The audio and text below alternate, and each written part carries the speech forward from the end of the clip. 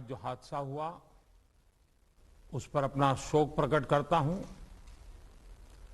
जिन नागरिकों की मृत्यु हुई है उनके परिवारों के साथ मेरी संवेदनाएं हैं। पीड़ित परिवारों की आर्थिक मदद भी की जा रही है। साथियों, बीते 2 वर्षों में कोरोना को लेकर ये हमारी 24वीं मीटिंग है। कोरोना काल में जिस तरह केंद्र और राज्यों ने मिलकर काम किया, उसने कोरोना के खिलाफ देश की लड़ाई में अहम भूमिका निभाई है। मैं सभी मुख्यमंत्रियों, राज्य सरकारों और अधिकारियों के साथ सभी कोरोना वॉरियर्स की प्रशंसा करता हूं। साथियों, कुछ राज्यों में से कोरोना के फिर से बढ़ते केसेस को लेकर हेल्थ सेक्रेटरी ने अभी हमारे सामने विस्तार में जानकारी रखी है। आदरणीय गृह मंत्री जी ने भी कई महत्वपूर्ण आयामों को हमारे सामने रखा है। साथ ही आप में से कई मुख्यमंत्री साथियों ने भी कई जरूरी बिंदुओं को सबके सामने प्रस्तुत किया है। ये स्पष्ट है कि कोरोना की चुनौती अभी पूरी तरह से टली नहीं है। ओमिक्रॉन और उसके सब वेरिएंट्स किस तरह गंभीर परिस्थिति पैदा कर सकते हैं, ये यूरोप के देशों में हम देख रहे हैं। पिछले कुछ महीनों में कुछ देशों में इन सब वेरिएंट्स की वजह से कई सर्ज आए हैं। हम भारतवासियों ने कई देशों की तुलना में अपने देश में हालात को काफी बेहतर और नियंत्रण में रखा है। इन सब के बावजूद पिछले 2 हफ्तों से जिस तरह से कुछ राज्यों में केसेस बढ़ रहे हैं, उससे हमें अलर्ट रहने की जरूरत है।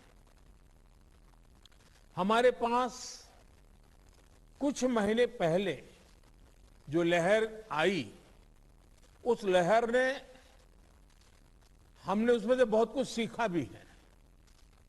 सभी देशवासी ओमिक्रॉन लहर से सफलतापूर्वक निपटे, बिना पैनिक किए देशवासियों ने मुकाबला भी किया। साथियों, 2 साल के भीतर देश ने हेल्थ इंफ्रास्ट्रक्चर से लेकर ऑक्सीजन सप्लाई तक कोरोना से जुड़े हर पक्ष में जो भी आवश्यक है वहां मजबूती देने का काम किया है। तीसरी लहर में किसी भी राज्य से स्थितियां अनियंत्रित होने की खबर नहीं आई। इसको हमारे कोविड वैक्सीनेशन अभियान से भी काफी मदद मिली। देश के हर राज्य में, हर जिले में, हर क्षेत्र में, चाहे वहां की भौगोलिक परिस्थितियां कैसी भी रही हो, वैक्सीन जन जन तक पहुंची है। प्रत्येक भारतीय के लिए ये गौरव की बात है कि आज भारत की 96% वयस्क आबादी को कोरोना वैक्सीन की पहली डोज लग चुकी है। 15 साल के ऊपर उम्र के करीब 85% नागरिकों को दूसरी डोज भी लग चुकी है। साथियों, आप भी समझते हैं और दुनिया के ज्यादातर एक्सपर्ट्स का निष्कर्ष यही है कि कोरोना से बचाव के लिए वैक्सीन सबसे बड़ा कवच है। हमारे देश में लंबे समय बाद स्कूल्स खुले हैं, क्लासेस शुरू हुई है। ऐसे में कोरोना केसेस के बढ़ने से कहीं ना कहीं पेरेंट्स के लिए चिंता बढ़ रही है। कुछ स्कूल्स में बच्चों के संक्रमित होने के मामले में भी कुछ न कुछ खबरें आ रही हैं, लेकिन संतोष का विषय है कि ज्यादा से ज्यादा बच्चों को भी वैक्सीन का कवच मिल रहा है। मार्च में हमने 12 से 14 साल के बच्चों के लिए वैक्सीनेशन शुरू कर दिया था। अभी कल ही 6 से 12 साल के बच्चों के लिए भी कोवैक्सीन टीका की परमिशन मिल गई है। सभी एलिजिबल बच्चों का जल्द से जल्द टीकाकरण यह हमारी प्राथमिकता है। इसके लिए पहले की तरह स्कूलों में विशेष अभियान भी चलाने की जरूरत होगी। टीचर्स और माता पिता इसे लेकर जागरूक रहें, हमें ये भी सुनिश्चित करना होगा। वैक्सीन सुरक्षा कवच की मजबूती के लिए देश में सभी वयस्कों के लिए प्रिकॉशन डोज भी उपलब्ध हैं। टीचर्स, पेरेंट्स और बाकी एलिजिबल लोग भी प्रिकॉशन डोज ले सकते हैं। इस तरह भी हमें उन्हें जागरूक करते रहना होगा। साथियों, तीसरी लहर के दौरान हमने हर दिन 3 लाख से ज्यादा केसेस देखे हैं। हमारे सभी राज्यों ने इन केसेस को हैंडल भी किया और बाकी सामाजिक आर्थिक गतिविधियों को भी गति दी। यही बैलेंस आगे भी हमारी स्ट्रेटेजी का हिस्सा रहना चाहिए। हमारे साइंटिस्ट और एक्सपर्ट्स नेशनल और ग्लोबल सिचुएशन को लगातार मॉनिटर कर रहे हैं। उनके सुझावों पर हमें प्रिएम्प्टिव, प्रोएक्टिव और कलेक्टिव अप्रोच के साथ काम करना होगा। इन्फेक्शंस को शुरुआत में ही रोकना हमारी प्राथमिकता पहले भी थी और अब भी यही रहनी चाहिए। आप सबने भी जिस बात का उल्लेख किया, टेस्ट, ट्रैक और ट्रीट की हमारी स्ट्रेटेजी को भी हमें उतने ही प्रभावी तौर पर लागू करना है। आज कोरोना की जो स्थिति है उसमें ये जरूरी है कि अस्पतालों में भर्ती मरीजों में जो हमारे गंभीर इन्फ्लुएंजा के केसेस हैं उनका 100% आरटी-पीसीआर टेस्ट हो। इसमें जो भी पॉजिटिव आते हैं उनका सैंपल जीनोम सीक्वेंसिंग के लिए जरूर भेजें। इससे हम वेरिएंट की समय समय पर पहचान कर पाएंगे। साथियों, हमें सार्वजनिक स्थानों पर कोविड एप्रोप्रिएट बिहेवियर को प्रमोट करना है। साथ ही पब्लिक में पैनिक न फैले, ये भी सुनिश्चित करना है। साथियों, आज की इस चर्चा में हेल्थ इंफ्रास्ट्रक्चर को अपग्रेड करने के लिए जो काम हो रहे हैं उनकी भी बात हुई। इंफ्रास्ट्रक्चर के अपग्रेड का काम तेजी से चलता रहे, ये सुनिश्चित किया जाना चाहिए। बेड्स, वेंटिलेटर्स और पीएसए ऑक्सीजन प्लांट जैसी सुविधाओं के मामले में हम काफी बेहतर स्थिति में हैं, लेकिन ये सारी सुविधाएं फंक्शनल रहे, हमें ये भी सुनिश्चित करना होगा और उसको मॉनिटर किया जाए, जिम्मेवारी तय की जाए ताकि कभी जरूरत पड़े तो हमें संकट ना आए। साथ ही अगर कहीं कोई गैप है तो मैं आग्रह करूंगा कि टॉप लेवल पर उसको वेरीफाई किया जाए, उसको भरने का प्रयास हो। मेडिकल कॉलेजेस, जिला अस्पताल, इन सब में हमें अपने मेडिकल इंफ्रास्ट्रक्चर को भी स्केल अप करना है और मैन पावर को भी स्केल अप करना है। मुझे विश्वास है आपसी सहयोग और संवाद से हम लगातार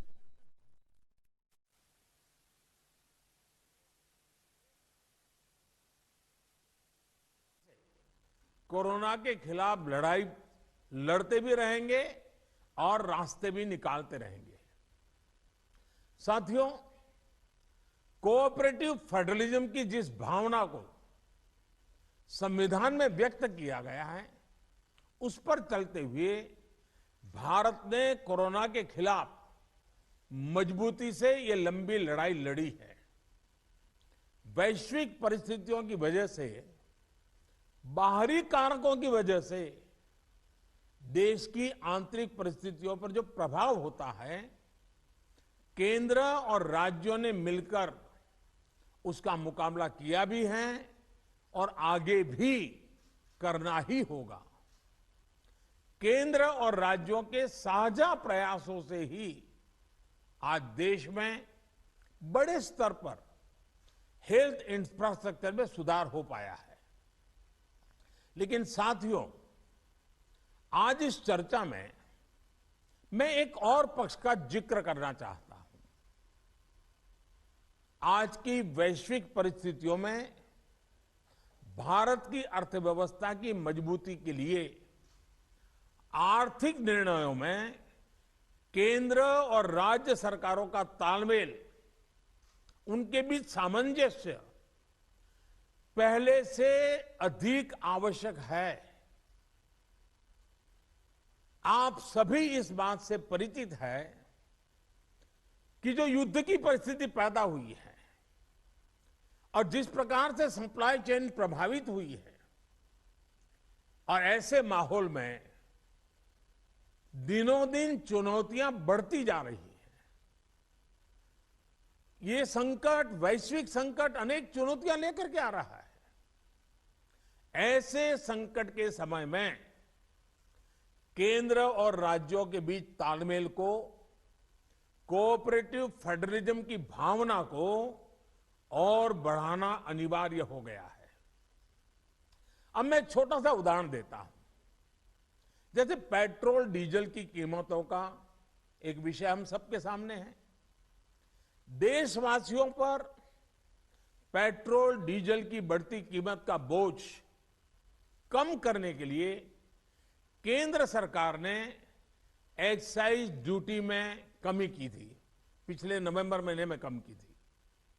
केंद्र सरकार ने राज्यों से भी आग्रह किया था कि वो अपने यहां टैक्स कम करे और ये बेनिफिट नागरिकों को ट्रांसफर करे।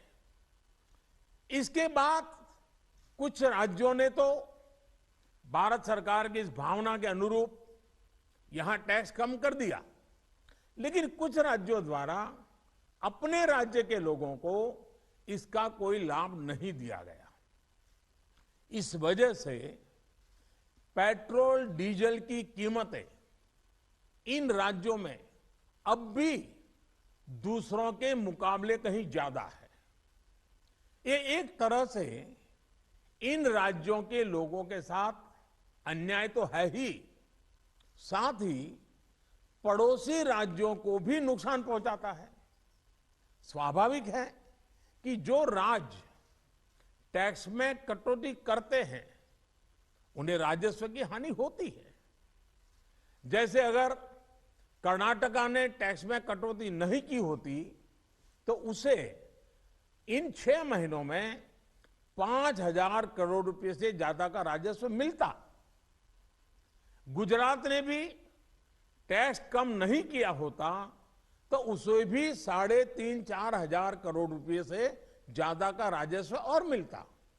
लेकिन ऐसे कुछ राज्यों ने अपने नागरिकों की भलाई के लिए, अपने नागरिकों की को तकलीफ न हो इसलिए अपने वेट में, टैक्स में कमी की, पॉजिटिव कदम उठाए। वहीं गुजरात और कर्नाटक के पड़ोसी राज्य ने टैक्स में कमी न करके इन 6 महीनों में 3,500 करोड़ रुपए से लेकर के 5-5.5 हजार करोड़ रुपए तक अतिरिक्त राजस्व कमा लिया।